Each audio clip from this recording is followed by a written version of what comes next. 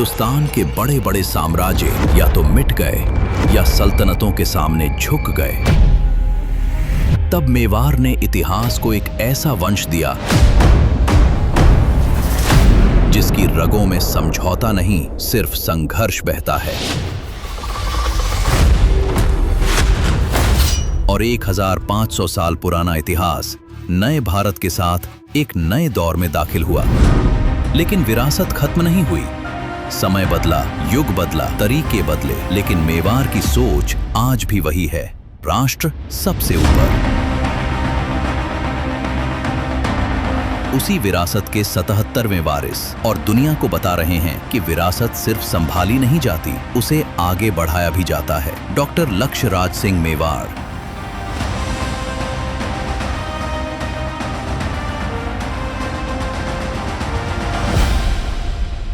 कब महसूस हुआ कि आप इतने बड़े उदयपुर के महाराजा हैं?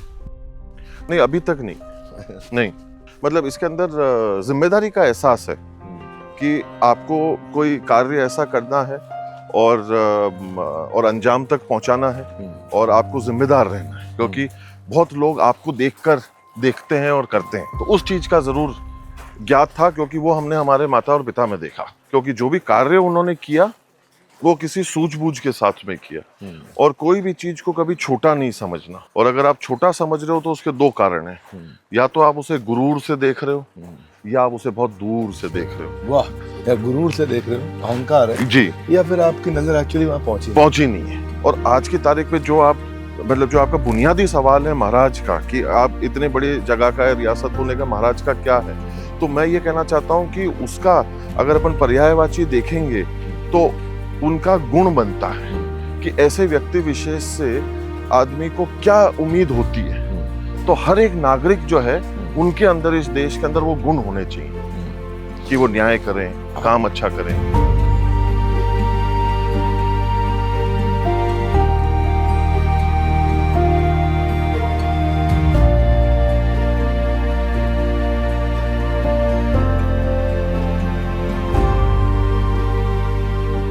आपके अंदर फ्लैम्बॉयंसी और रिच रॉयल महाराज और एक साथ में एक रिस्पॉन्सिबल लीडर, इसके कॉम्बिनेशन को कैसे मैनेज करते हैं?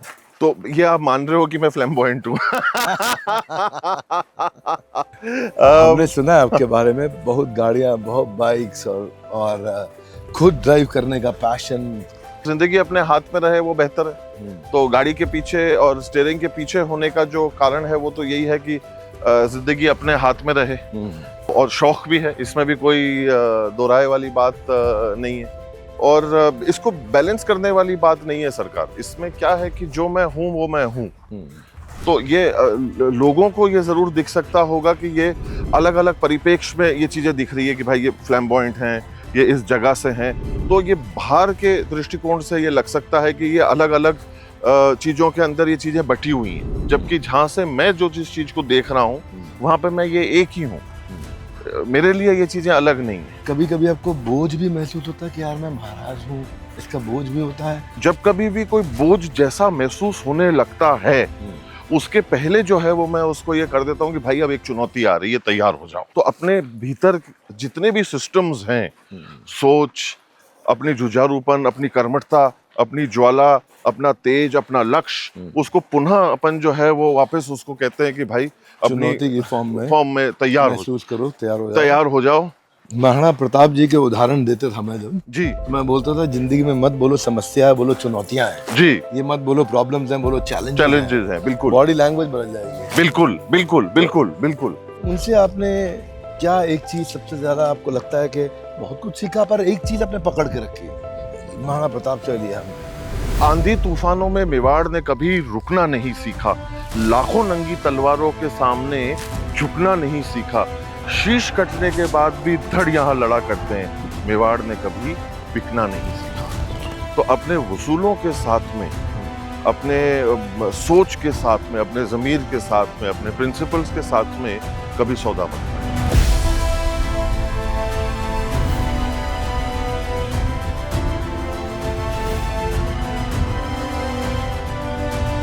ये आज हम कहाँ घूम रहे हैं, क्या स्थान है आप? ये शिकारबाड़ी नामक एक जगह है। मेरे पिताजी ने इस जगह को शुरू किया था। शिकार करते थे यहाँ? यहाँ पुराने जमाने के अंदर जो है वो, जैसे कि अगर आप देखेंगे तो यहाँ सारी पहाड़ियाँ वगैरह जो सारी हैं, तो इधर जानवर खूब उस दौर में हुआ करते थे। तो इस वजह से जो है उसका नाम शिकारबाड़ी जो है वो। अब शिकार कितने सालों से बंद है? तो जब से कानून 70 के बाद से शायद, मेरे हिसाब से। सबसे ज्यादा फेवरेट रॉयल चीज क्या लगती है आपको?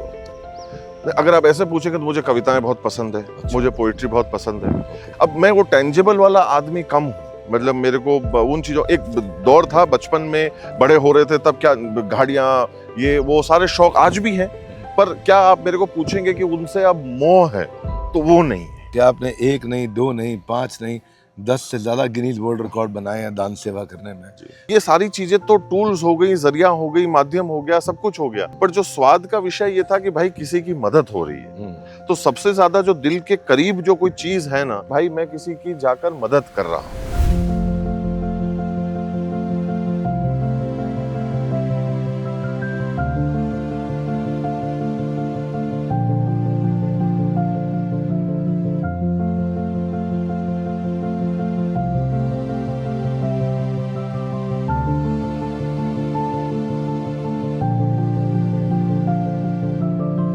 पुराने समय में राजा महाराजा भेष बदल के जनता के बीच में जाते थे जी, उनकी समस्या सुनने के लिए, तो आप भी कभी ऐसा करते हो? आजकल सिर्फ इंस्टा की आईडी बदलनी पड़ती है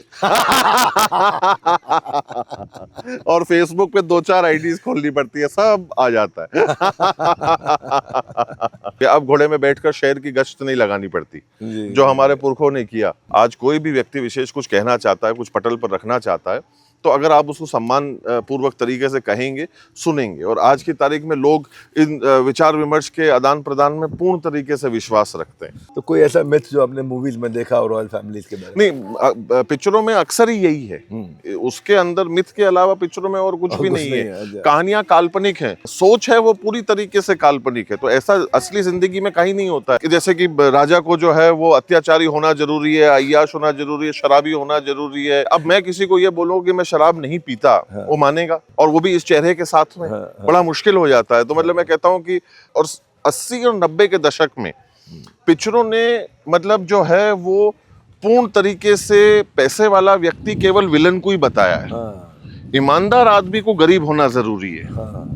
ये तो है। तो ये जो उस दौर के अंदर हमारे जो पीढ़ियां जो बड़ी हुई और जो देखा है, वो केवल यही देखा है कि माँ मजदूरी कर रही है, विलन के पास बड़ी गाड़ियां हैं, वो सूट बूट में आ रहा है, 10 लोग दरवाजा खोल रहे हैं, बट वो आदमी करप्ट है। आखिरी में कोई जो है वो पैदा होगा खेत में से, वो निकलेगा, उस ठाकुर का सर कलम करेगा, और फिर उस सिनेमा हॉल के अंदर तालियां बजेंगी कि आज अब राजा का जो है वो विनाश हो चुका है, अब जो है जनता जो है सांस ले पा रही है। पर अब मैं इसी सांस के साथ में कहता हूँ, क्या आप वीर शिरोमणि महाराणा प्रताप के साथ में ये सोच को जोड़ेंगे? कभी नहीं। क्या आप महाराणा सांगा के साथ में इस बात को जोड़ेंगे?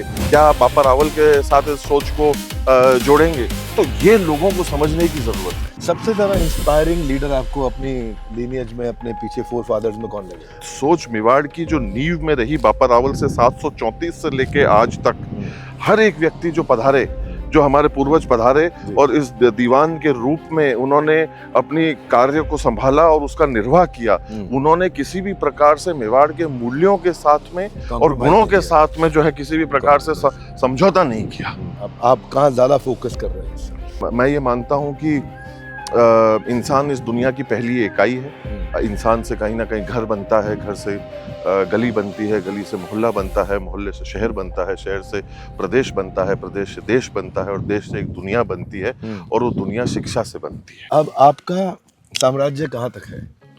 नहीं, देखिए, आज की तारीख में हम लोग सब बड़े इस आज़ाद देश के अंदर, इस खूबसूरत देश के अंदर जी रहे हैं, जिसके हम सब एक आम नागरिक हैं। तो हम अब ये मानते हैं कि ये पूरा देश जो है वो हमारा है और हमारे को इस पूरे देश के लिए कहीं ना कहीं कार्य करना है। Core business is hospitality. बिल्कुल। वो नदी में जा करके बोट में मैं कल कहीं डिनर किया जी, वो जगह का नाम क्या था? जग मंदिर। जग मंदिर जी। क्या खाना था वहाँ का, खास तौर से मुझे क्या पता ना, भेलपूड़ी और पनीर जी, बहुत मजा आया। आपका हाउस ऑफ मेवाड़ और हाउस ऑफ ताज का भी बहुत लंबा पार्टनरशिप है। हाँ, ये बहुत ही खूबसूरत बात है। ये हम लोग 3 पीढ़ी से एक साथ हैं सर। मतलब I am the third generation. हाँ, I am the third generation जो हाउस ऑफ टाटास के साथ में डील कर रहे हैं। तो दादाश्री ने, लेट महाराणा साहब भगवत सिंह जी ने इसको शुरू किया था, फिर पिताजी ने और आगे बढ़ाया, और आज मेरा सौभाग्य है कि मैं तीसरी पीढ़ी हूँ जो उनके साथ में काम कर रहा हूँ। तो लेक पैलेस को 1962 और 61 के आसपास शुरू किया गया था। तो 5-7 साल तक तो दादाजी और पिताजी ने मिलकर चलाया उसको, और फिर जो है ये समझ में आया कि भाई ये किसी प्रोफेशनल का काम है, हम लोगों को इसकी समझ नहीं है, क्योंकि टाटास को ऑपरेशंस के लिए पार्टनर बनाया। उनको पार्टनर्स बनाया। प्रॉपर्टी बिलोंग्स टू यू जी, operated by Tata, operated by the Tatas, which is Taj group, which is the Taj Group, absolutely correct. Normally you might be taking either revenue का शेयर और हाँ, वो जो कॉन्ट्रैक्ट की जो डिटेल्स हैं वो अपनी जगह के ऊपर हैं। हाँ, पर मूलभूत बात ये थी कि अपने घर के हिस्से को जो है उसको व्यवसाय के लिए आगे ले जाना, ये सोच को रखना सन 60 में। और पिताजी एक बात बहुत अच्छी तरह से कहा करते थे कि भाई we are not getting into the business of making money. फिर मेरी घंटी बजी कि फिर मैंने कहा ये हमने खोल कर और हम ये करके और वो करके क्यों बैठे हैं। तो बिजनेस का मायना ही is equals to dollar sign आता है। फिर मेरे को बाहर भेजा, मेरे को पढ़ाया लिखाया समझाया कराया, यहाँ लाए। आपने हॉस्पिटैलिटी में बहुत पढ़ाई करी? जी, मैं 4 साल के लिए ऑस्ट्रेलिया में था, तो वहां जाकर मैं पढ़ा, फिर मैं वापस आया होटल मैनेजमेंट के अंदर। तो जब वापस आए तो फिर ये चीज उन्होंने मतलब कहा कि ठीक है, हाँ अपन बात करेंगे, पर वो चर्चा हुई नहीं। समय फिलॉसफी रह गई मन में। हाँ, पर फिर समय के अनुसार वो चीज उन्होंने मुझे समझा दी कि आज की तारीख के अंदर अगर कोई कार्य ये सोचकर चालू करा कि हम बिजनेस करना चाहते हैं और पैसे कमाना चाहते हैं, और ये मानकर चलना कि पहले दिन ही वो धंधा डूब जाएगा। तो फिर फादर ने यही बात कही कि आप काम जैसे जैसे करते चले जाओगे, लोगों का ध्यान वैसे वैसे रखते चले जाओगे, पैसा खुद ब खुद जो है वो चलता हुआ आ जाएगा। है तो अब राजा ही ना, तो आप एज अ राजा अंदर से, अब मैं भी मूवी देख के ही आया हूँ बहुत सारी तो एज अ राजा आप अंदर से सख्त हैं कि बहुत नरम है? ईमानदारी से बताइए। नहीं, पर अगर आप ये मैं इसका जवाब क्या दूं? अगर आपको पूछना चाहिए था तो ये मेरे राजा से पूछिए। ये लोगों से, हाँ, जो लोग साथ में उनसे पूछेंगे तो बेहतर है। जब तक अनुशासन है तब तक सब आनंद। राजमहल के बहुत सारे एटिकेट्स होंगे जी, बहुत सारे प्रोटोकॉल्स होंगे, एटिकेट्स होंगे, कोर्ट के नियम होंगे वहाँ बहुत सारे जी। तो कौन से नियम ऐसे हैं जो पुराने अभी 1-2 जो आपको लगता है अभी भी चलते आ रहे हैं, जिनको आपने कभी टूटने नहीं दिया? तुम नहीं, मैं ये कह रहा हूँ सर कि जैसे आप पूछ रहे हैं कायदे कानून, तो अपन किसी के भी घर में जाते हैं, चाहे हम जो हमारे प्रथम नागरिक हैं इस देश के, राष्ट्रपति महोदया, वहाँ से शुरू करें और किसी के भी घर में जाएं, तो जब किसी के घर में जाते हैं तो कायदे कानून मान सम्मान और इज्जत के लिए बनते हैं। लक्ष्य राज सिंह मेवाड़ जी का नेक्स्ट गोल क्या है? मैं रोज जीने वाला इंसान हूँ सर, और बाकी पीढ़ियों की जो सोच होती है वो कार्य ऐसा कर कर जाएं जो जिससे हमारे पुरखे खुश हों। उनके कुछ चंद चले हुए पद चिन्हों पर अगर हम 2 कदम भी चल जाएंगे तो मैं खुश होऊंगा। पर क्या सारे लोग पद चिन्हों पे चल पाते हैं? जब ये रॉयल डायनेस्टीज होती हैं जी, और आप लोग का घराना परिवार होता है जी, तो इसमें भी पॉलिटिक्स हो जाती है। नहीं, अगर ऐसा नहीं होता तो जवाब इसी में है कि क्या 77 पीढ़ियां एक खून की चलती? नहीं चलते। दुर्भाग्यवश मैंने सुना कि 2025 में आपके पिताजी ने शरीर छोड़ दिया था। जी,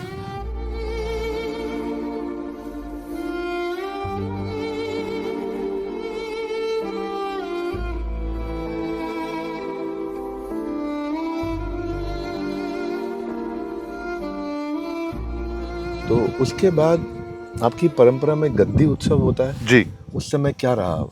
नहीं, उस समय पे जो है वो हमारे कुल के जो गुरु हैं वो पधारते हैं और वो आपको अपनी गद्दी के ऊपर बैठाते हैं। क्या फीलिंग थी उस दिन? जिम्मेदारी वाली, कि जब आपको ये सहूलियत थी कि जब कुछ नहीं आता था ना तो किसी के ऊपर पलट के दौड़ के पूछ के वापस आके जवाब दे दो, और अब जब आप पलटो तो सन्नाटे के अलावा कुछ भी नहीं था। पिताजी से एक चीज जो आप बड़े मोहब्बत से, बड़े प्यार से उनकी एक चीज को जो आपने अपनाया हो, बोला ये एक चीज मुझे बहुत अच्छी लगी, सब होंगी जरूर। नहीं, मैं अपना नहीं पाया, मैं कोशिश पूरी करता हूँ उसको अपनाने की, और वो है उनका अनुशासन। अनुशासन जी। जैसे कोई उदाहरण अब दीजिए। जैसे अगर कोई वक्त है, अगर उन्होंने कहा कि 7 बजे मिलेंगे, तो वो व्यक्ति जो है वो 7 में 10 कम पे वहां पहुंचता था, और अगर आप 7 में 10 कम पे वहां पहुंचे हैं तो आप वक्त पे हैं। 7 में 5 कम पे अगर आप पहुंचे हैं तो आप मतलब ऑन टाइम है, और उसके बाद अगर आप पहुंचे हैं तो आप लेट हैं। अच्छा देखो, कभी किया तो नहीं होगा, लेकिन एक फैंटेसी क्वेश्चन है मन में कि क्या कभी गुस्से में आकर के होता है कि राजा हूं मैं और आप मन करता है बोल दूं, उसका सर कलम कर दिया जाए? काश अगर आप ये पूछेंगे तो मैं ये ईमानदारी से जरूर कह सकता हूँ कि क्या मैं ऐसी इच्छा कुछ चीजों को लेकर रखता हूं, तो हाँ। क्या मुझे मेरा ये संविधान मुझे ये इजाजत देता है? नहीं।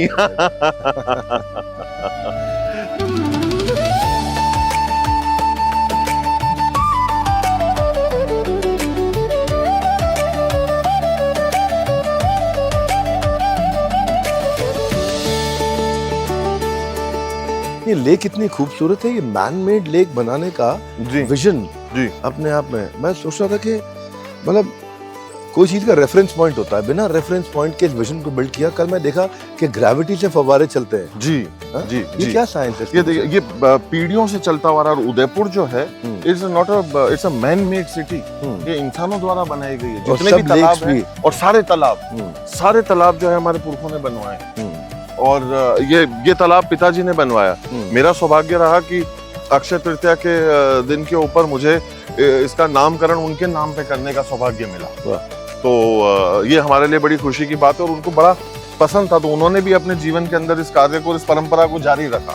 और ऐसे भी मैंने सुना कि एक लेक का पानी दूसरे लेक में, बिल्कुल बिल्कुल हाँ। बिल्कुल ऐसे 8-10 तालाब जो हैं वो जुड़े हुए हैं, और आखिरी में ये पानी जो है वो समुद्र में, दरिया में जाता है। तो हर लेक दूसरे लेक को कंप्लीट करती है। बिल्कुल। तो कोई ऐसा नहीं है कि भाई 8 है तो 2 सूखी रह जाएंगे। नहीं, सबको वो भरते हुए निकलेंगे आगे। पहले के राजा के पास हाथी, घोड़े, रथ, इतना कुछ होता था। फिर अब गाड़ियां होती हैं जी, अच्छी गाड़ियां होती हैं जिससे वो सुविधाजनक ट्रैवल कर सके। करेक्ट। फिर थोड़ा और अगर आगे चलते हैं तो पर्सनल चॉपर और जेट्स भी होते हैं। तो आपके पास भी पर्सनल चॉपर जेट है? नहीं, मेरे पास पर्सनल चॉपर और जेट नहीं है। मेरे पास गाड़ी जरूर है, और वो मेरे को बहुत पसंद है।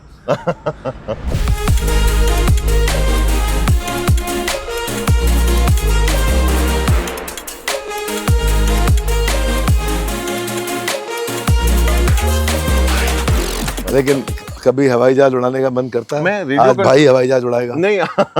रेडियो कंट्रोल एयरक्राफ्ट से मुझे बहुत शौक है, क्योंकि पैर जमीन पर रहे थोड़ा ठीक रहता है। तो रेडियो कंट्रोल एयरक्राफ्ट से मुझे बहुत शौक था। मेरे फादर को रिमोट कंट्रोल फ्लाइंग का बहुत शौक था, तो मेरे को भी उनसे लगा। फिर वो ग्रेजुएट कर गए एक्चुअली असली एयरक्राफ्ट से उड़ाने में, और 50 साल की आयु के अंदर उन्होंने लाइसेंस लिया। आप सोचें तो मतलब हिज डेडिकेशन। आपका मन होता है कभी हवाई जहाज उड़ाने का? बिल्कुल बिल्कुल होता है, बट मैं रेडियो कंट्रोल एयरक्राफ्ट के साथ में स्मॉलर स्केल्स के अंदर, मिनिएचर्स के अंदर मेरे को बहुत पैशन है। और मेरी डाइकास्ट मॉडल और कलेक्शन भी मेरी एक हॉबी है। आगे मैं आपसे महाराणा प्रताप के बारे में, कल्चर और हिस्ट्री के बारे में बात करना चाहूंगा। जी जी बिल्कुल बिल्कुल। पहले अपन क्रिकेट खेलेंगे। हाँ ठीक। फिर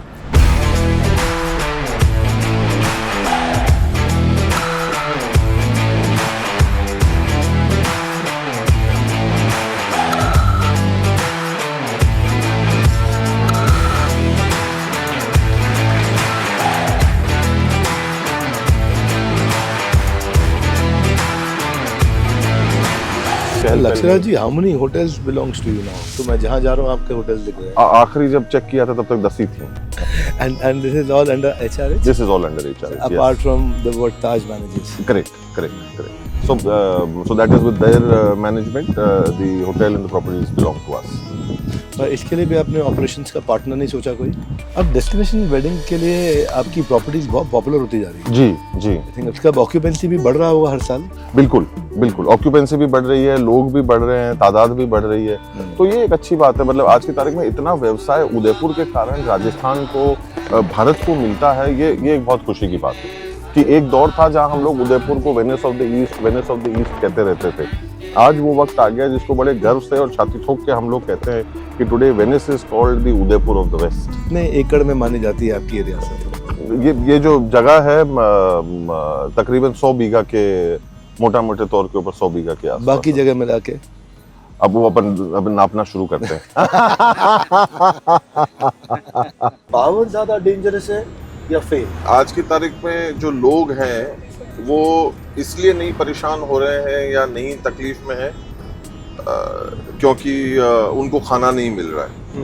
वो परेशान आज इसलिए ज़्यादा हो रहे हैं क्योंकि वो पचा नहीं पा रहे हैं। चाहे वो फेलियर हो चाहे वो पावर हो। उस जमाने में लोगों को अपनी लॉयल्टी प्रूफ करनी पड़ती थी, आज जी। भी करनी पड़ती है, जी लेकिन अगर आपका हम पीछे लेने देखें 300-400 साल में, जी, आज क्या आपको उतने लॉयल लोग मिल पाते हैं? भगवान की दया से बहुत सौभाग्यशाली हूँ कि हमारे पास में वो लोग हैं जो आज की तारीख में पीढ़ियों से हमारे साथ काम कर रहे Lakshya Raj Singh Mewar, his royal highness, निडर राजपूतों के परिवार से, पर क्या आपको किसी चीज से कभी डर लगता है? हैं। जब तक अकेले थे ना, तब तक कोई डर नहीं था। जिस दिन ईश्वर ने अपना एक अंश इस दुनिया के अंदर लाने का सौभाग्य दिया और वो खुशी जब मिली, तब इंसान को ये महसूस होता है कि डर क्या होता है। क्या पुराने राजाओं की तरह हिज रॉयल हाइनेस लक्ष्य राज सिंह मेवाड़ को गुस्सा आता है? पहले बहुत ज्यादा आया करता था, अब जो है वो बहुत कम आता है। हम महाराज से पूछते हैं, आपको उदयपुर में सबसे अच्छा क्या लगता है? आपका फेवरेट प्लेस क्या है? मेरा कमरा। Are you a private person or a public person? ये बड़ा पैराडॉक्सिकल सवाल है। अगर मैं ये कहूंगा कि मैं प्राइवेट आदमी हूँ तो लोग मानेंगे नहीं, पर सच्चाई यही है कि मैं जो है वो मेरे चंद चुनिंदा लोगों के बीच में, परिवार के बीच में, उन लोगों के बीच में मेरे को रहना जो है वो बहुत पसंद है। मैंने सुना है आपके बारे में, आप लंबे लंबे डिस्टेंस गाड़ी ड्राइव करके चलते सब लोग साथ में रहते हैं, गप्पे लड़ाते हैं, सफर निकल जाता है, हिंदी का नहीं तो अंग्रेजी का हो जाता है। हैं। अब हम ये कौन सी जगह पे आ गए? ये हम मानक चौक में हैं।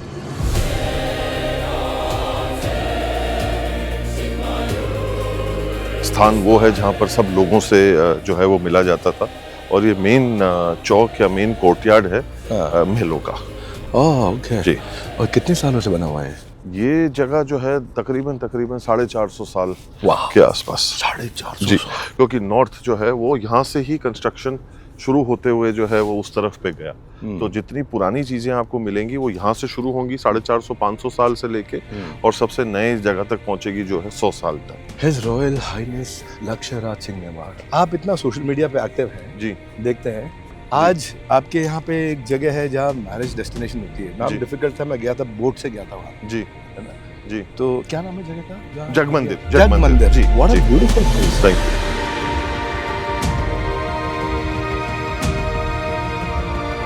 और वहाँ भी वो हाथी बने हुए सिंगल स्टोन के, जी। 400 साल पुराने, जी, और पूरा एरिया मैंने देखा। जी, आज अगर कोई इन्फ्लुएंसर जी। वहाँ पे शादी कराए, जी। तो आपको क्या लगता है सबसे ज्यादा पीआर कौन कराएगा? वो लोग जरूर ध्यान में आ रहे हैं जिनको शायद लोग कम जानते हों। हाँ। उनके जैसे लोग जरूर होंगे जो खूब कराएंगे। खूब कराएंगे। जी, जी, उस टाइम पे तो तलवारों से युद्ध होता था, जी, आज कंटेंट से हो रहा है। जी। सबसे बड़ा योद्धा कौन है कंटेंट में? मैं उनके सीधे हाथ पे खड़े होने की कोशिश कर रहा हूँ।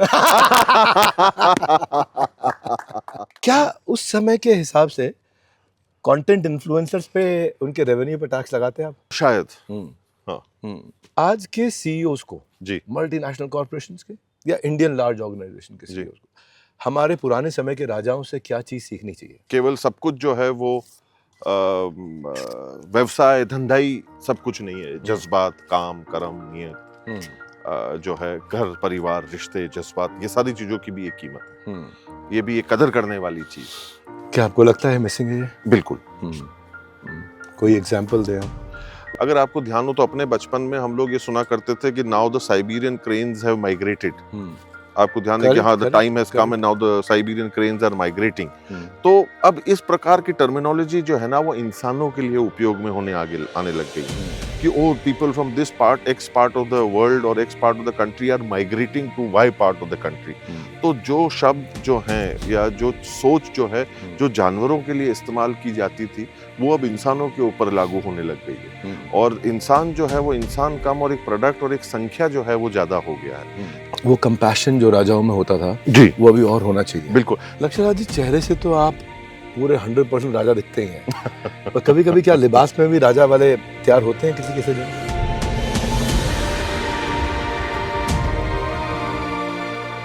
कुछ ऐसे दिन होते हैं आपके life में? बिल्कुल। हाँ, अब देखिए मतलब जो कोई त्योहार है, कोई फंक्शन है, कोई पूजा या अन्य कोई दूसरा कोई कार्य है, तो उस दिन जो पारंपरिक पोशाक होती है वो कोई जरूरी नहीं है कि कोई राजा की पोशाक। कॉन्स्टिट्यूशनली तो अब पावर्स जो है ना पॉलिटिकल साइड शिफ्ट हो चुकी हैं, बिल्कुल। तो कहने के लिए तो राजसभाएं वहाँ लगती हैं जी। पर क्या आप भी कोई राजसभा लगाते हो, कोई दरबार लगाते हो जहाँ पे नहीं, लोगों से मिलना जुलना जरूर होता है। लोग एक आस्था जरूर है लोगों को विश्वास जरूर है, लोगों को उम्मीद जरूर है, लोग आते जरूर है, मिलते जरूर है, तो कोई अपनी फिक्स बातों। Day of the week? नहीं, कुछ फिक्स डेज होते हैं और बाकी जो लोग हैं किसी को आना हो तो वो समय लेकर बात कर कर जो है वो आ जाते हैं, नहीं तो दरवाजे पे आकर खड़े हो जाते हैं कि हमको मिलना है। और अगर मैं यहाँ हुआ और समय रहा तो मैं जरूर मुलाकात करता हूँ, बात करने की कोशिश करता हूँ। आप प्रॉब्लम्स भी सॉल्व करते हैं उनके? प्रयास जरूर करता हूँ, होती है नहीं होती है वो ऊपर वाले के हाथ में। इतना ब्यूटीफुल और इतना पुराना 450 साल का ये आर्किटेक्चर है जी और किस तरह से बनाया गया होगा उस टाइम पे, तो इतनी फैसिलिटीज थी नहीं। जी इसका अपकीप सब आप मैनेज करते हैं? जी बिल्कुल। ये Restoration? हमारे फाउंडेशन के माध्यम से, जो Maharana of Mewar charitable foundation है, उसके माध्यम से हम लोग इसका कार्य करते हैं और सुचारू रूप से इस कार्य को जो है वो अंजाम तक पहुंचाया जाता है। उस टाइम पे north south east west compass नहीं होते थे, लेकिन जब मैंने आकर के थोड़ा रिसर्च किया तो एग्जैक्ट निकलेगा। एग्जैक्ट निकल रहा है जी। एकदम ऐसा लग रहा है जैसे कंपास के हिसाब से पूरी डायरेक्शंस देकर के gates बनाए गए हैं। बिल्कुल बिल्कुल बिल्कुल। बहुत अमेजिंग। आपको कौन सी एक ऐसी जगह है जहाँ जाके बहुत पीस महसूस होता है? जब आप अपने घर परिवार के साथ में, बच्चों के साथ में बैठे हैं या अपने आप के साथ में जब कभी एकांत में बैठे हैं तो बहुत शांति मिलती है। आप एक इमोशनल व्यक्ति हैं कि लॉजिकल व्यक्ति हैं? जो मेरे जज्बात को समझ सकेगा उसके लिए मैं जज्बाती हूँ और बाकी में लॉजिकल। मूवीज देखते हैं आप? बिल्कुल। आपकी फेवरेट मूवी? दोस्ती करके एक फिल्म आई थी सन 60 के दशक के अंदर, ब्लैक एंड व्हाइट फिल्म थी, बहुत ही खूबसूरत फिल्म थी, वो मेरे को बहुत पसंद है। अच्छा जी। अच्छा, ऐसा कोई गाना है जो जिसको आप कभी स्किप नहीं करते, बार बार सुनते हैं, बहुत पसंद आता है? तुम एक गोरख धंधा हो अगर मैं कहता तो मुझे वो गाना बहुत पसंद है। लक्ष्य राज सिंह मेवाड़ को अगर आज एक सुपर पावर मिल जाए, कोई ऐसा वरदान मिल जाए भगवान से कि मांगो एक वरदान, क्या चाहिए, तो क्या मांगेंगे आप? मैं दुनिया से बीमारियों को खत्म कर। अगर आपको अपने 20 साल पुराने यंग लक्ष्य राज सिंह मेवाड़ को कोई एडवाइस देनी हो तो वो क्या होगी? मुझे शायद उस समय पे सीखने और शिक्षा के लिए थोड़ा सा मेरा दिल दिमाग खुला रखना चाहिए।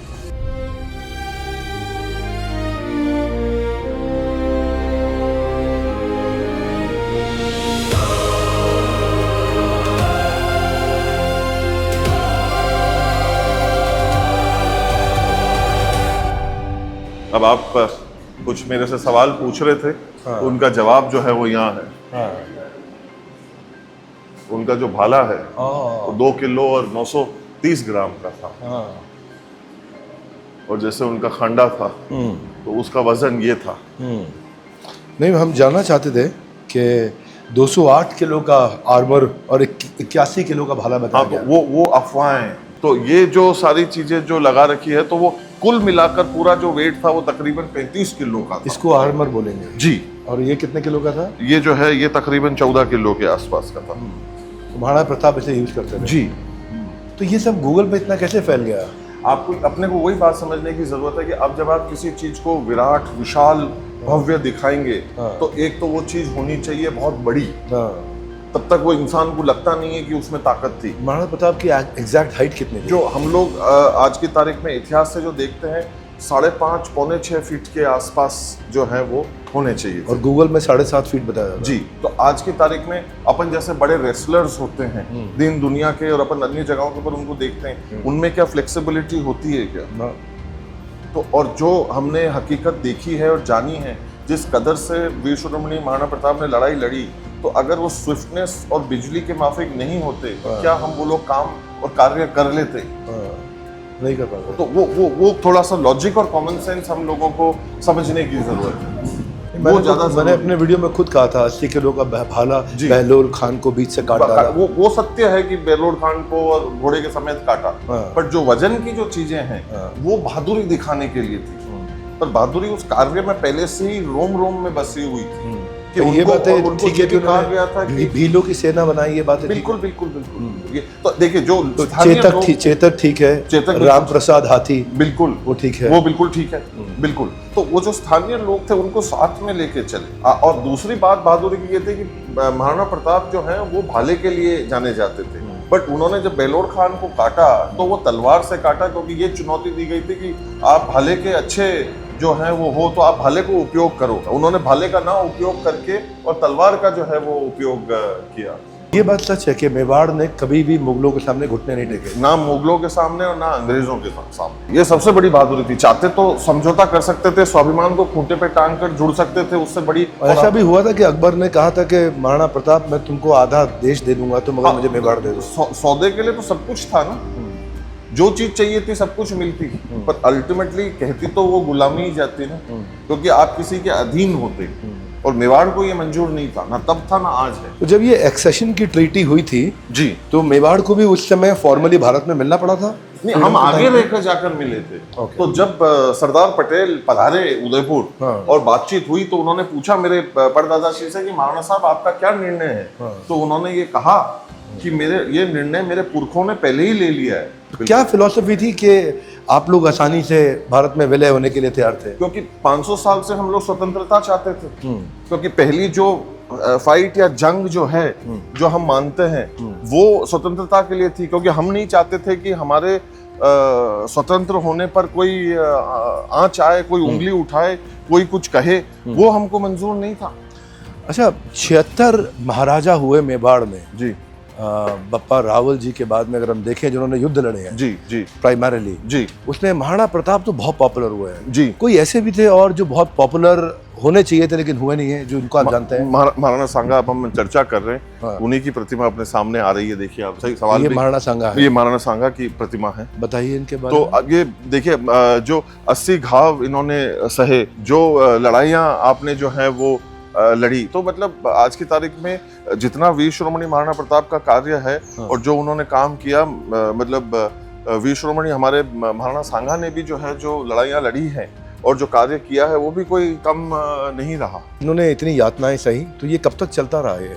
कब जाकर के मेवाड़ एक कंफर्ट में आ सका? नहीं, ये बड़ा क्योंकि डेवलपमेंट आपने बहुत किया। हाँ, ये वो बड़ा डेवलपमेंट का फेज तो तभी मिलेगा ना जब युद्ध खत्म होंगे। बिल्कुल। नहीं, तो ये आपने बड़ा अच्छा सवाल पूछा। मैं ये कहना चाहता हूँ, मेवाड़ इकलौता वो एक क्षेत्र है, वो देश उस जमाने में था जिसने लड़ाई के साथ साथ इन कार्यों को किया, चाहे वो संगीत हो, कला हो, निर्माण हो, मंदिर हो। जब लड़ाइयाँ चल रही थी ना, तब ये काम साथ साथ चल रहे थे। तो मेवाड़ शांति से तो कभी बैठा ही नहीं। तो सीक्वेंशियल नहीं था, पैरेलल था। हाँ, बिल्कुल। तो ऐसा नहीं था कि लेकिन अच्छा, इसमें कैपिटल की रिक्वायरमेंट बहुत लगती होगी, युद्ध में बहुत पैसा चला जाता है। बिल्कुल, युद्ध बिल्कुल। को मैनेज करने में, पीछे लोगों को खिलाने पिलाने में पैसा जाता बिल्कुल, है। तो वो उस समय आप कंस्ट्रक्शन भी कर रहे थे। बिल्कुल, उस समय आपने मैन मेड नदियां भी तैयार कर दी, तालाब तैयार करे। तो ये आज की तारीख में फौज को, जो हम आज भी कहते हैं कि लड़ने के लिए खाना चाहिए, तो खेती बाड़ी के ऊपर उस जमाने में भी खूब जोर था। तो पानी की व्यवस्था अगर हो जाती तो सारा काम हो जाता। तो ये चीज हम लोग बहुत पहले समझ गए। किसका विजन था इतने मैन मेड तालाब बनाने का? ये 500 साल से चल रहा। तो महाराणा उदय सिंह जी ने भी जो है वो तालाब बनाया। तो जहां जहां पे हम लोग थे, सबसे पहले ये वाटर कंजर्वेशन का काम जो है वो तब से ही हम लोग कर रहे थे। Water harvesting, water conservation. तो आज की तारीख में तालाब उस जमाने में क्या थे? वाटर कंजर्वेशन का काम था, वाटर हार्वेस्टिंग इसका आज बहुत बेनिफिट मिलता है। और बेनिफिट मिल रहा है, खाने की कितनी सुविधाएं आपको मिल जाती हैं। तो उस वजह से सारा काम हो पाया। अच्छा, तो आपने बताया उस समय culture, art, painting, manuscript, construction, मंदिर ये सब चल रहा था। ये सारे निर्माण साथ चल रहे थे। इसमें कहीं आर्ट, कल्चर, मैन्युस्क्रिप्ट, कुछ ना कुछ चीजें खराब भी हुई होंगी युद्ध में? बिल्कुल। कुछ तबाह भी हुई होंगी? बिल्कुल, बिल्कुल, बिल्कुल। ऐसा क्या चीज आप ऐसा सोचते हैं कि यार ये बड़ा मिस करते हैं हम? नहीं, जानकारियां जो है, इतिहास, जो दर्ज इतिहास एक लिखा हुआ मिलता, और जिसके अगेंस्ट जला दिया गया, ना ही सुरक्षित रख पाए। तो ऐसी चीजें जो जरूर हुई, जो चीज हाथ से निकल गई, कुछ जगहों की जानकारियां, तो वो सारी चीजें जो रह गई, वो इस जंग की वजह से जो तकलीफें आई, परेशानियां आई, तो वो जरूर उसका एक बहुत भारी नुकसान रहा। रॉयल हाइनेस, आप इतनी सुंदर लेनेज से आए हैं और जिसमें इतना कंट्रीब्यूशन 400 साल में हुआ है, आप अपने लिए क्या सोचते हैं? आप आने वाले समय में जब तक जीवित हैं तो लोग आपको कैसे पहचानें, कैसे जाने? आपके जाने के बाद आप क्या कंट्रीब्यूशन करके जाना चाहते हैं? नहीं, वो मैं वो सोचना, मेरा दिमाग उस दिशा में जाता है। मैं ये करना चाहता हूँ कि जो मैं वर्तमान में और मेरे जीवन में मैं कर सकूँ। और आज मैं ये मानता हूँ कि खास तौर के ऊपर हमारी युवा पीढ़ी को हमारी संस्कृति से, हमारी जगह से, हमारे इतिहास से वाकिफ होना बहुत ज़रूरी है। और केवल पढ़ लिखना एकेडमिकली ज़रूरी नहीं है, वो एक विकसित दिमाग में होना जो है वो बहुत ज़रूरी है। और जो कार्य अभी तक जो 25 पीढ़ियों ने यहाँ पर काम किया है, उसको अगर मैं संजो के अगर जा सकूं, तो मैं ये मानूंगा कि मेरा जीवन सफल रहा। इस म्यूजियम के अलावा भी कुछ ऐसा है जो बड़ा प्राइवेट है, जो किसी ने नहीं देखा? मेवाड़ जहाँ तक मैं जानता हूँ एक खुली किताब है, पन्ने पलटने वाले चाहिए। पर कोई ऐसी जगह जो आप दिखाना चाहते हैं जो ज़्यादा लोगों को ना पता हो? तो वो मैंने सोचा कि वो रहस्य निकाल लेना, मतलब आपकी एक खूबी है जो मेरे को लगता है काफी हद तक आप कर चुके हैं कामयाब तरीके से, पर अगर कुछ ध्यान में आएगा तो मैं जरूर आपके साथ में मैं बांटूंगा। जी जरूर जरूर जरूर। ये मंदिर है? नहीं, यहाँ से म्यूजियम जो है, हर जो द्वार होता था वहां पर गणेश जी को द्वारपाल के रूप में गणेश जी को विराजमान किया जाता था। तो हर ऐसी एक जगह के ऊपर आपको गणेश जी जरूर मिलेंगे।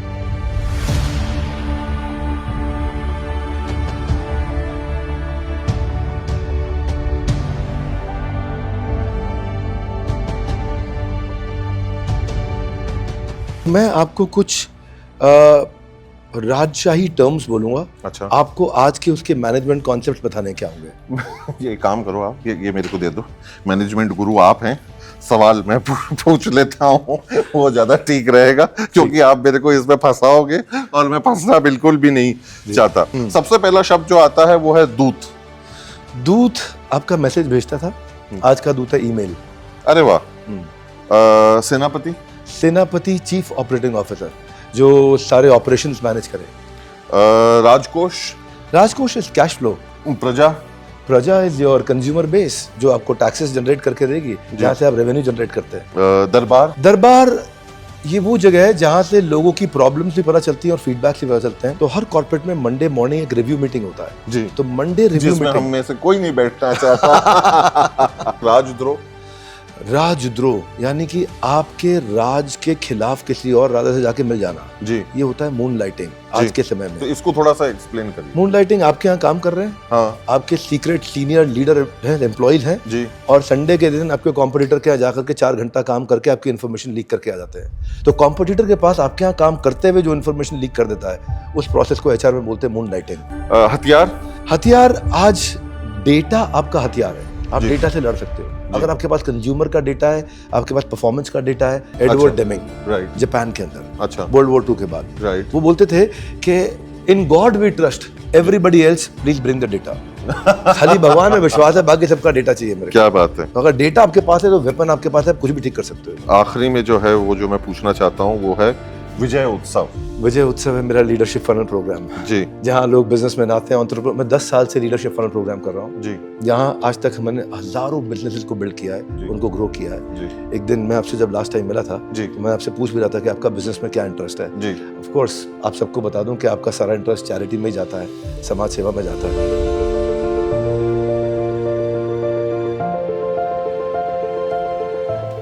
आप अपने आप को एक राजा देखते हैं या बिजनेसमैन देखते हैं? इंसान। अच्छा, आपको क्या ज्यादा पसंद है, बाइक या रोल्स रॉयस? रोल्स रॉयस कहूँगा। रोल्स रॉयस कहेंगे। क्रिकेट या टेबल टेनिस?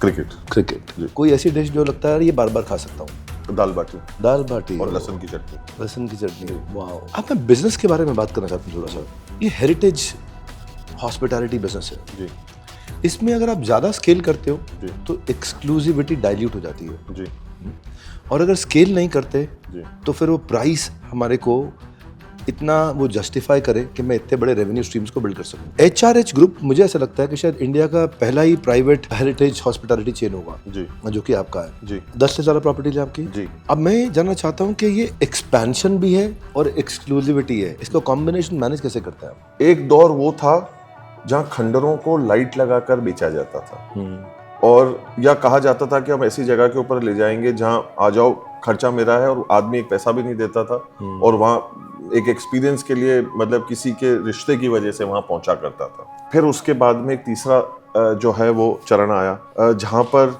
ये बहानेबाजियों का दौर, ये खंडर का दौर बंद हुआ, जहाँ रेस्टोरेशन का काम चालू हुआ, रेनोवेशन का नहीं। अच्छा, इसका restoration would be more expensive than building a hotel from the 100%। इसीलिए तो वो तो एक नई चीज से अपन ने तुलना कर ली, और एक ये होता है कि हमने रेनोवेट कर लिया और एक ये होता है कि हमने रिस्टोर कर लिया। तो जो चीज जैसी थी उसकी यथास्थिति पर उसको लेकर वापस आए कि अगर चूने में अगर उसको बनाया हुआ था लाइमस्टोन में तो लाइम में उसको वापस बनाया गया, वो काम वो चीजें उस तरीके से वापस। और वहां पर इन चीजों की बहानेबाजी नहीं करी कि आपको खाना गर्म नहीं मिलेगा, आपको पानी गर्म नहीं मिलेगा, आपको बाथरूम साफ नहीं मिलेगा, या आपके कमरे में मच्छर होंगे। ये सारी चीजें जो हैं वो दौर बंद हुआ। जब हेरिटेज हॉस्पिटैलिटी के अंदर ये सोच आने लगी तो लोगों ने कहा कि भाई पहले उन चीजों को प्रेफरेंस दूं जिसके अंदर के कोई कैरेक्टर हो, कोई हिस्ट्री हो, कोई ट्रेडिशन हो, कोई बैकग्राउंड। यहाँ वो आपको बीज मिलता है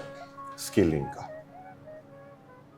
और एक्सक्लूसिविटी का। और जब वो आपको पूरी लग्जरी के साथ में मिल रही है, बिना किसी बहाने के मिल रही है, तो लोग फिर उन जगहों के अंदर जाना पसंद कर रहे हैं जिसके अंदर की कोई कैरेक्टर हो, कोई बात हो, कोई दम हो, चाहे वो इंसान हो या जगह। तो लोगों ने फिर ऐसी जगहों को तवज्जो देना शुरू किया। तो वहाँ हेरिटेज हॉस्पिटैलिटी को समझ में आने लगा कि ये एक स्केलेबल बिजनेस है, कि मैं एक जगह को लेकर बैठा रहूं ये जरूरी नहीं। अगर मेरे पास में ऐसी एक और कोई जगह होगी जहां ये बहानेबाजी नहीं होगी तो वहां लोग आएंगे, एक नए ढांचे के बनिस्बत लोग मुझे पसंद करेंगे।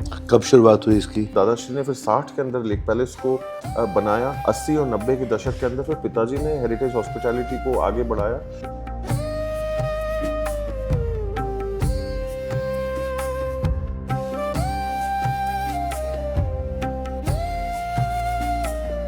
तो 80 के दशक के बाद में फिर इस चीज ने थोड़ी सी तूल पकड़ना शुरू किया।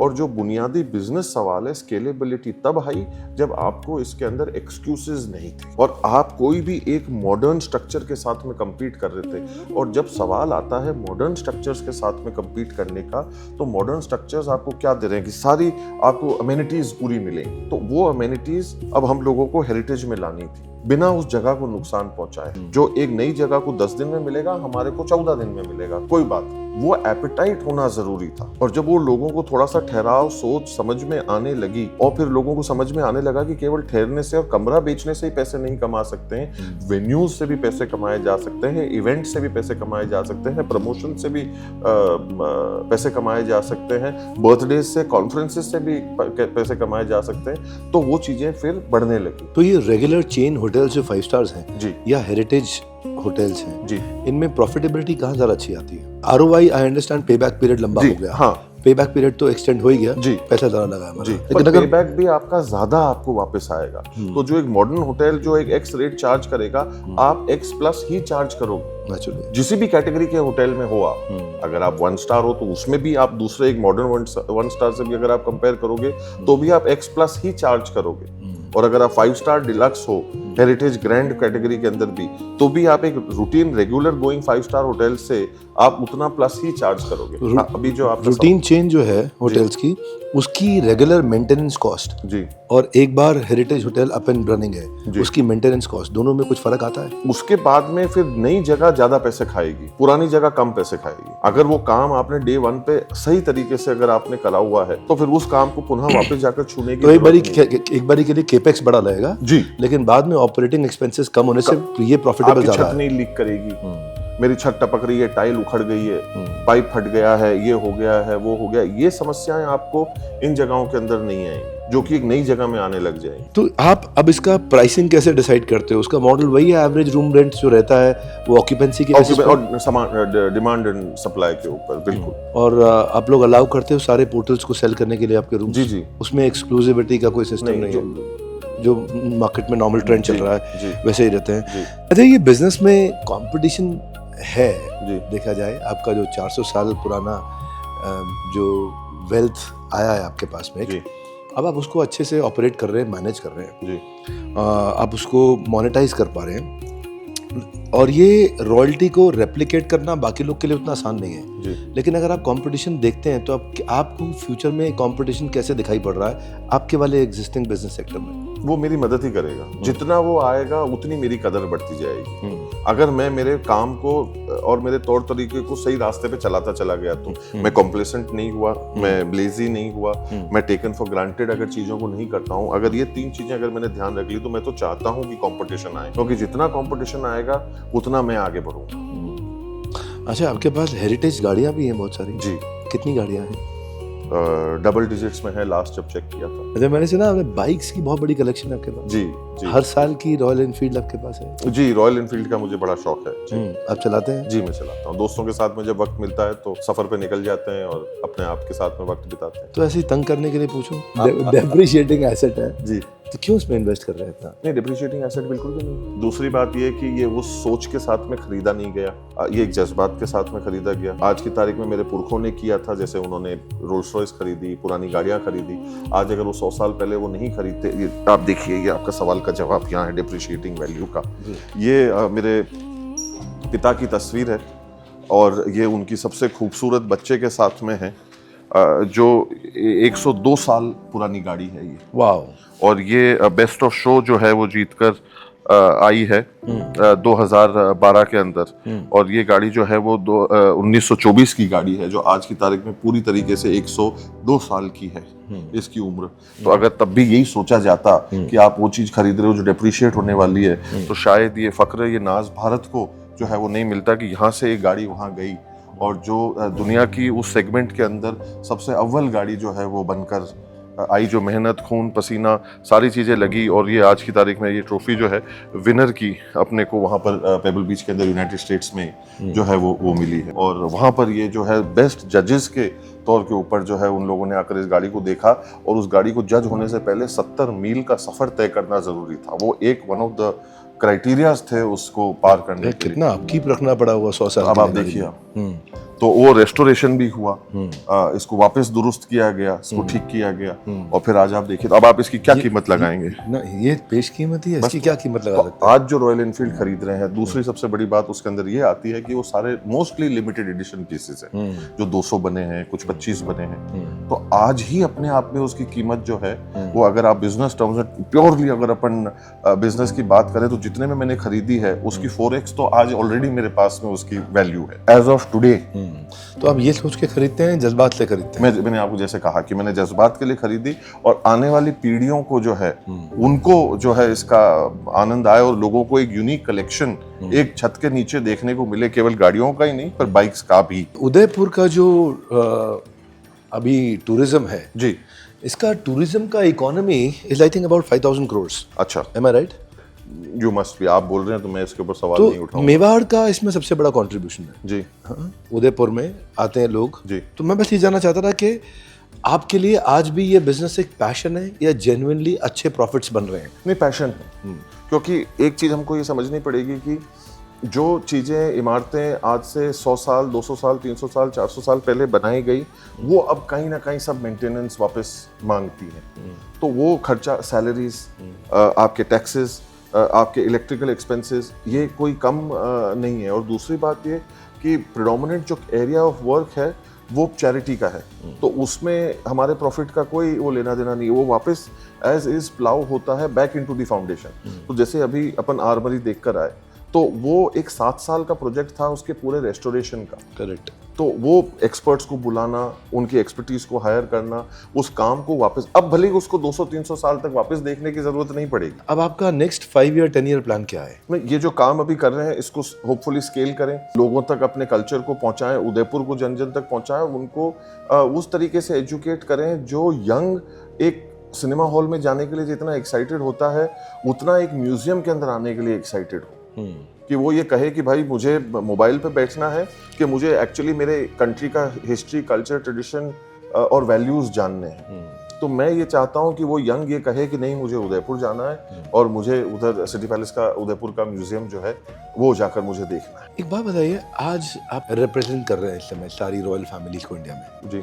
अगर आप उनको रिप्रेजेंट करके कुछ कहना चाहते हैं अपनी कम्युनिटी के लिए, तो आप क्या चाहते हैं लोग आप लोग को किस तरह देखें, किस नज़र से देखें? हम आज की तारीख में रेलेवेंट बने, वो सबसे ज़्यादा ज़रूरी है। हमारी हिस्ट्री हमारा पास्ट है, पर आज के प्रेजेंट को हम कैसे पास्ट बनाएंगे, या जैसे आपने कहा कि लोग कैसे देखेंगे, वो आज हमारे पास में मौका है जिसका जवाब नहीं है, बट वो अपॉर्चुनिटी ज़रूर है। तो मैं ये ज़रूर कहना चाहूँगा कि इस अपॉर्चुनिटी का, इस मौके का हम लोग क्या कर रहे हैं, क्या हम हमारा 100% लगा रहे हैं। पर मैं ये ज़रूर कहना चाहूँगा कि आज का जो दौर है, आज का जो ये वक्त है, ये हमारे लिए एक मौका है, ये आज हमारे लिए एक अपॉर्चुनिटी है। आज हमारे लिए कहीं ना कहीं एक प्लेटफॉर्म है, ये जो हमारे बड़े, हमारे बुजुर्ग, हमारे पुरखे हमारे लिए छोड़ गए, इसका हम आज क्या करते हैं ये हमें तय करना है, और क्या वो हम कर रहे हैं। अगर आपके पास ये अपॉर्चुनिटी है, what would you like to be known for? वो जो मैं कर रहा हूँ, ये मैं यही कहूँगा कि आज की तारीख में मैं ये चाहूँगा कि भाई जो एक यंग, एक डिसइंटरेस्टेड था, वो एक वीडियो गेम पार्लर में जाने में ज़्यादा इंटरेस्टेड था, या वो एक सिनेमा, और जो जाना चाहिए, मैं उन चीज़ों के खिलाफ नहीं हूँ, पर उसके साथ साथ मैं कहीं ना कहीं ये भी कहना चाहता हूँ कि एक तादाद ऐसी होनी चाहिए जो इन जगहों के प्रति भी, आज हम उससे कई गुना ज़्यादा हज़ारों रुपए उनके टिकट पे उड़ा देते हैं, उधर खाने पीने के पॉपकॉर्न के ऊपर हम उड़ा देते हैं, तो क्यों नहीं हम यहाँ पे आकर उससे मतलब 20-30% की कीमत का हम एक टिकट लेकर यहाँ जाएं, जो कहीं ना कहीं उस धरोहर के अंदर वापस लगाया जाएगा, जो हमारे भारत के संरक्षण के लिए आने वाले समय के लिए जो है वो काम करेगा। तो हम भी जो एक कार्य कर रहे हैं वो कहीं ना कहीं उस जगह को और मजबूत और उस जगह को ठोस बनाने के लिए कर रहे हैं, जो हमारे देश के लिए है और किसी के लिए नहीं है। अभी पीछे एक वेब सीरीज आई थी, मैंने देखी थी, जो मुझे नाम तो याद नहीं है, जो इस तरह के रॉयल पैलेसेस का रिस्टोरेशन करके उसको रूम रेंट पे देने के लिए, होटल के बिजनेस के लिए आई थी जी। उसमें एक फैमिली दिखाई थी जी। जो कि रॉयल फैमिली थी। अच्छा। और काफ़ी बुरे हाल में थी। अच्छा। तो उनको अपनी फाइनेंशियल नीड के लिए आगे देना पड़ा उसको। ठीक बात। तो ये जो आजकल वेब सीरीज में रॉयल फैमिलीज को दिखाते हैं, मूवीज में दिखाते हैं, वो कितनी सही होती है? नहीं, हम लोग, मैं ये कहना चाहता हूँ कि हम लोग एक मनोरंजन का विषय नहीं है। हमारी त्याग, तपस्या, बलिदान और सर्वोच्च बलिदान जो एक जान का था, वो किसी के मनोरंजन का विषय नहीं है। आप प्रेरित होकर कुछ बनाना चाहें वो बनाइए, केवल नकल में अकल लगाकर हमारी कहानी को चेप कर और आप उसके ऊपर पैसे कमाना चाहते हैं, ये किसी भी तरीके से मंजूर नहीं, क्योंकि हमारे घर परिवार ने हमारी जान जो है, अपनी जान जो है इस वजह से नहीं दी कि कल को कोई पॉपकॉर्न खाते खाते जो है, सीटी बजाते बजाते जो है उन चीजों को मनोरंजन के तौर पर देखे। आप उसके ऊपर काम करना चाहते हैं, आप डॉक्यूमेंट्री बनाइए। एक फिल्म बहुत इम्पैक्टफुल मीडियम है, करेक्ट, बट नॉट सिनेमा, जो कि एक डॉक्यूमेंट्री के रूप में सामने आना चाहिए, फैक्ट्स के साथ में आना चाहिए, उसको आप बताइए, उसके अंदर हम आप लोगों की लिनिएज में, रॉयल फैमिलीज में कोई फिल्म जो आपको लगता है ये ऑथेंटिक? फिल्म का नहीं, मैंने आपको कहा ना, वो विषय ही नहीं है सरकार, नहीं है। It is not the subject for entertainment, it is a subject for education. Correct, वो सीखने का विषय है। करेक्ट। 16,000 महिलाओं ने अपनी जान को हंसते हंसते कुर्बान कर दिया कि हमारी इस जगह के ऊपर आंच नहीं आनी चाहिए, और कोई आदमी उधर बैठा है, सीटी बजा रहा है, पॉपकॉर्न खा रहा है और उसके ऊपर ताली बजा रहा है। क्यों? क्योंकि आपके पास में कोई क्रिएटिव लाइसेंस है। आज की तारीख में आप ताकतवर इस वजह से कहलाना चाहते हो क्योंकि आप वो कर रहे हो जो आप करना चाहते हो। ताकतवर आप तब कहलाओगे जब आप वो कर सकते हो और आप नहीं करते हो, और आप उस चीज का नाजायज फायदा नहीं उठाते हो कि नहीं भाई, इस विषय का मैं अपने हृदय से सम्मान करता हूं और ये मैं जनता तक पहुंचाना चाहता हूं। आप उसके ऊपर पैसा कमाना चाहते हैं, वो एक अलग बात है, बट आप उसके साथ में लोगों के दिल, और वो कितना बड़ा इंपैक्ट छोड़ता है। आज की तारीख में क्या हम इतिहास लोगों से जब सुनना चाहेंगे, वीर शिरोमणि महाराणा प्रताप का तो एक सीरियल के माध्यम से सुनना चाहेंगे, जहां टेबल कुर्सियां लगी हुई थी, लोग बैठे हुए थे, लोग आ रहे थे, जा रहे थे। क्या उस जगह की मान मर्यादा और प्रतिष्ठा को बरकरार रखता है? और लोग आकर जब कहते हैं कि हमने जो है वो महाराणा प्रताप का सीरियल देखा, मतलब मैं ये सोचता हूँ कि इससे ज्यादा दुर्भाग्यपूर्ण और कोई बात नहीं हो सकती, क्योंकि जो चीज हमारे को सिखानी चाहिए, और हम सीख क्या रहे हैं, क्योंकि जब जाकर उनको ये बताया जाएगा कि बेटा ये सही नहीं है, ये लिबास नहीं था, ये तरीका नहीं था, ये जगहें नहीं थी, इस प्रकार से वहां पे अंदर की व्यवस्थाएं इस प्रकार, अरे नहीं आप तो गलत बता रहे हैं, मैंने तो सीरियल में देखा, ये अब इस प्रकार का झगड़ा होगा। क्या हम उस बच्चों को, युवाओं को इस दिशा में बेचना चाहते हैं? ये चीज हम लोगों को समझनी है। आप अगर चाहें डॉक्यूमेंट्री बननी चाहिए, सबसे पहले किसके ऊपर चाहेंगे बने? नहीं, जो भी कोई योद्धा हो जो कि आज की तारीख में इस देश के अंदर किसी को भी प्रेरित करेगा, चाहे वो हमारे परिवार से हो, चाहे अन्य परिवार से हो, पर कोई योद्धा है, उनकी बात को बताना और एक पटल पर रखना, ये हमारा धर्म बनता है, पर क्या वो जिम्मेदारी के साथ में। और आपके लिए आपकी पूरी फैमिली लिनेज में सबसे ज्यादा प्रेरणा का सोर्स कौन रहे हैं? नहीं, मैंने जैसे कि कहा कि सारे लोगों ने सारे मेवाड़ के वसूल और नियम और कायदे कानून को सर्वोच्च रखा, उसके साथ में जो है वो किसी भी प्रकार से छेड़छाड़ नहीं करी, ये सबसे बड़ी बात रही है, और ये प्रत्येक व्यक्ति ने किया है। जिसको दीवान घोषित किया गया और बिठाया गया और उस जिम्मेदारी के साथ में बिठाया और सौंपा गया, उस व्यक्ति विशेष ने इस मूल बीज मंत्र को मेवाड़ के और मूल मंत्र को मेवाड़ के जिंदा रखा और अपनी पूरी दमखम से उसको जो है वो उसके ऊपर कार्य किया। ये सबसे बड़ी जो है वो बात है। कैसा एक्सपीरियंस रहा आपका इन क्वेश्चन आंसर्स में? थोड़ा जज्बाती कर दिया आपने, पर हाँ बहुत अच्छा लगा मुझे, बहुत कैंडिड, बहुत अच्छा लगा, ट्रूली ऑनर्ड। आपने इतना समय दिया, Thank you, sir. इतनी बातचीत की, इतनी वार्म हॉस्पिटैलिटी, वो लाया आपने यहाँ पे अपने घर पे, इतना समय दिया सबको। नहीं, I think everybody loved it. और आप बताइएगा कि आपको कॉन्वर्सेशन कैसी लगी। बहुत कैंडिड रखी मैंने, कुछ ऐसे फॉर्मल क्वेश्चंस नहीं, और आपको जानने का प्रयास किया as a personality, as an identity. What does he stand for, what should he be known for, क्या इनका वो एक पर्सनैलिटी है जो मैं चाहता था सामने निकल कर के आए और लोग उनको जाने पहचाने, और हम जितनी हो सके लर्निंग्स लें। वो सिंप्लिसिटी मुझे इनकी बहुत अच्छी लगी, सादगी आपकी बहुत अच्छी लगी। पहले ही क्वेश्चन का आंसर आपने सादगी से शुरुआत करी थी। Great conversation, lot of learning from you. Thank you sir, बड़ा अच्छा लगा। Thank you.